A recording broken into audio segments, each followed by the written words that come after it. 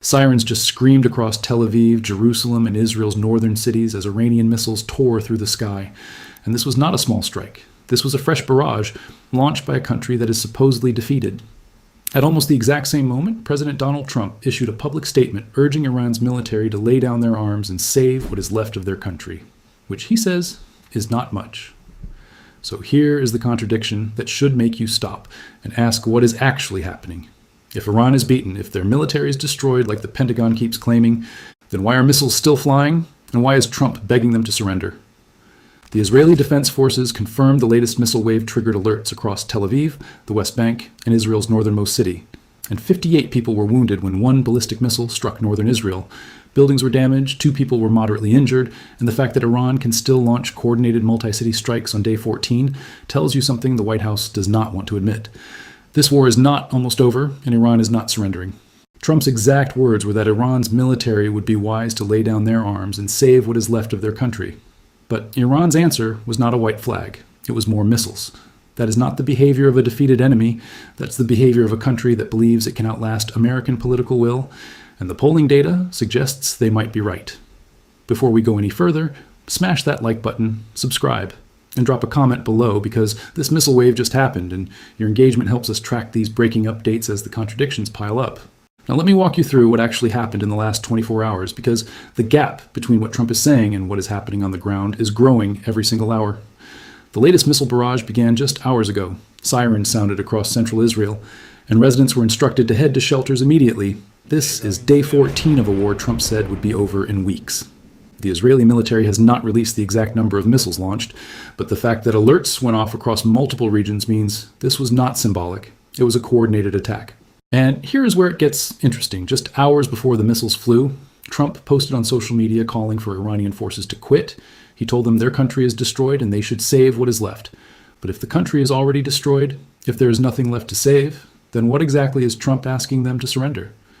That question reveals a fundamental mismatch between the narrative the White House is selling and the reality on the battlefield, and that mismatch creates the risk of miscalculation. Defense Secretary Pete Hegseth said this week that Iran's Air Force is no longer functional, their Navy is at the bottom of the Persian Gulf, and every company building ballistic missile components has been functionally defeated.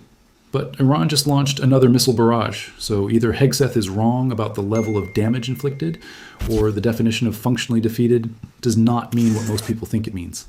Let me give you the numbers that do not add up. Hegseth claimed that by day 10 of the war, Iranian missile volume was down 90%, and drone volume was down 95%. That sounds like overwhelming success, but there are 2 ways to interpret that data.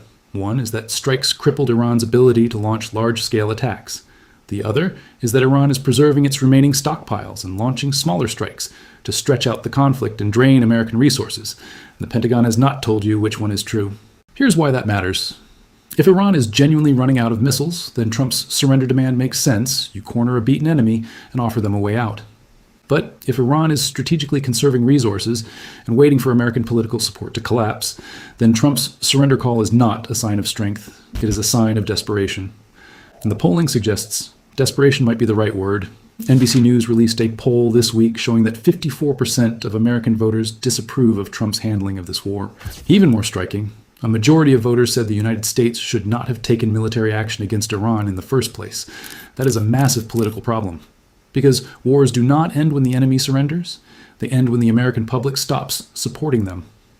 Trump knows this, which is why his messaging has been all over the place. He told reporters it would be over in weeks. Then he said the war is very complete, pretty much. But then he also said we have not won enough and we need to go further. And now he is publicly begging the Iranian military to quit.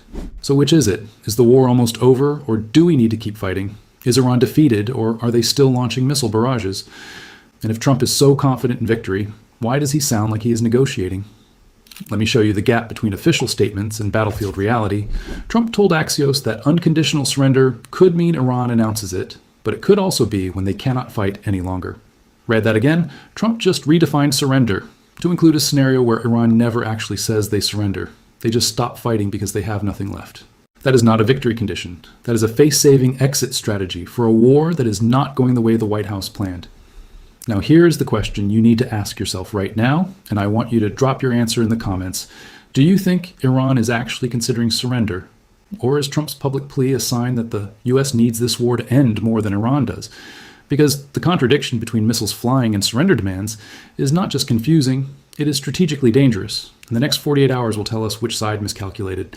Tell me in the comments, is Trump's surrender call a power move or a sign of weakness? And do you think Iran will even respond?